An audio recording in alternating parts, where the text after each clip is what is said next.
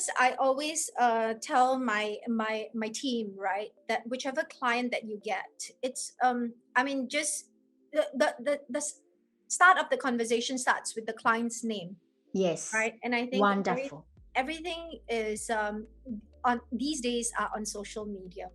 So do your client a favor and Google them, right? Whatever Correct. information that you get, whatever Correct. information that you get, be it that they are in the fashion industry or they are in consulting or a different industry, you know, learn a little bit about your client and what they like before you engage them, because you Yes. need to know who you're dealing with and what possibly are their needs in real estate. Like, for example, for me, it's really important that I speak to the client about their family needs, Yes. because a lot of people move to Singapore, expatriates, because it is not only a job, it's also education for their children. And Correct.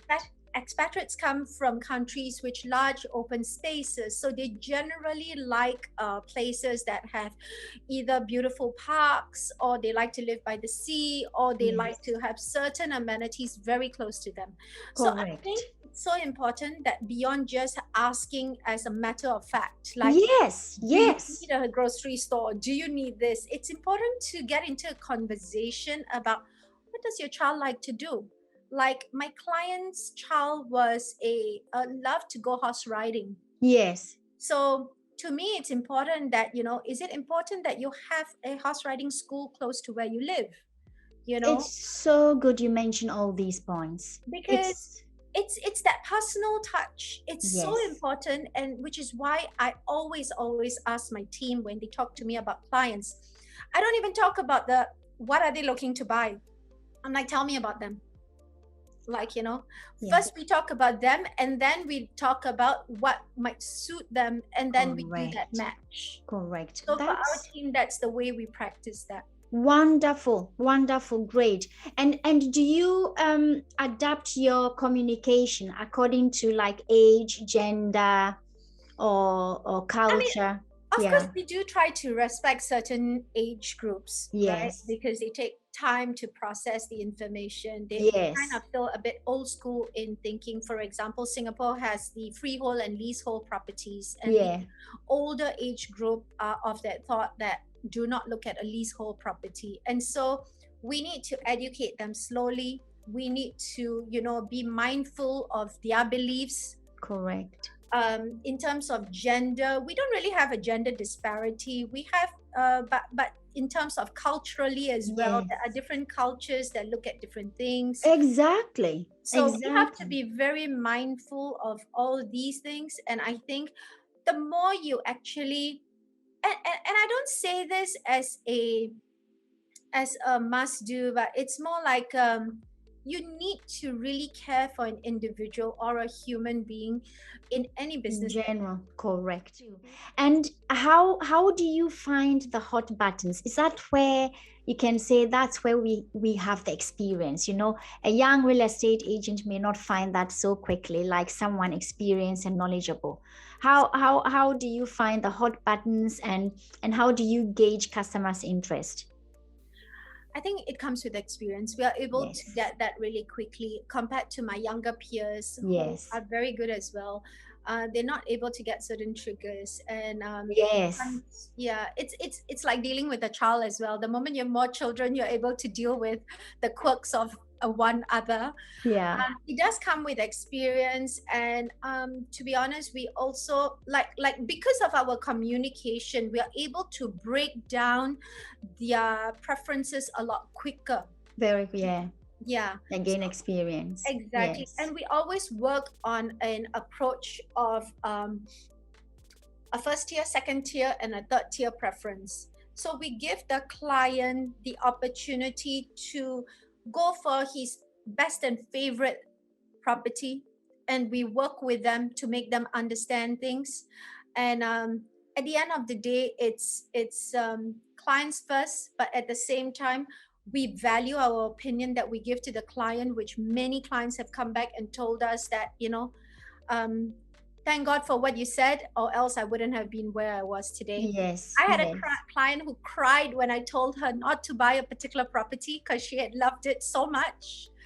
But after she bought the one that I actually recommended to her, she has been so happy, and she invited me for a housewarming. This And this is crazy, because that would have been my next question. How do you find out, which house is right for whom?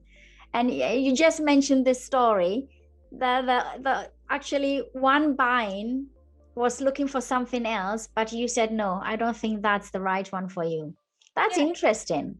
so I mean, in a property purchase, there are various components that I always explain to my clients. One is either you buy it and you're not concerned about the appreciation, and you just love it and you're ready to live there for the rest of your life, Yeah. right? But if you are, and this usually is the case that this case can apply to an older person who does not want to shift again, or want to Yes. settle down. But Yes. for a younger individual, I'm very mindful, especially that with the uncertainty in the world, and if you buy something which doesn't have value of appreciation, then actually you're just putting down your money into a property which is going to not give you any benefits. And we all love things, but we all need to be a bit mindful of what we're buying, Yes. because it's a very large ticket item. So this particular lady cried because that property had not appreciated in value for the past 5 years. So she loved the property, but I had to give her the facts, the hard facts, that if you were to buy it, it probably will not appreciate, and you will be living in a property you're going to love waking up to every day. But in the event you need to dispose it and let it go, it's going to be a more painful financial burden.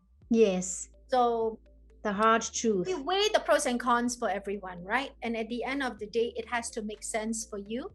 But we're very, very, very clear of your liabilities from the start, because we believe in transparency. We don't believe in just selling a product just for the commissions.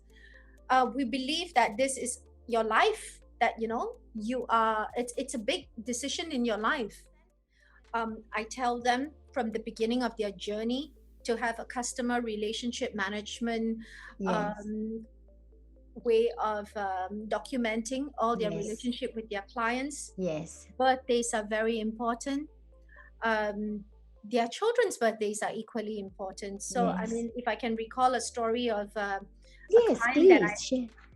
a client that I had sometime last year. So he actually had mentioned to me that it was his son's birthday and his daughter's birthday, just in conversation as we were talking, because he's like, I would not like to move during this time because it's my son's birthday and my daughter's birthday. And I actually took it down as notes when we were talking.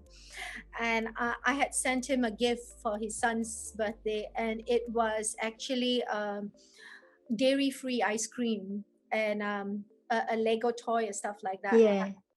He remembered that so vividly, and he called me and he said that it's so special that you remember the Yes. details, that my child could not have dairy.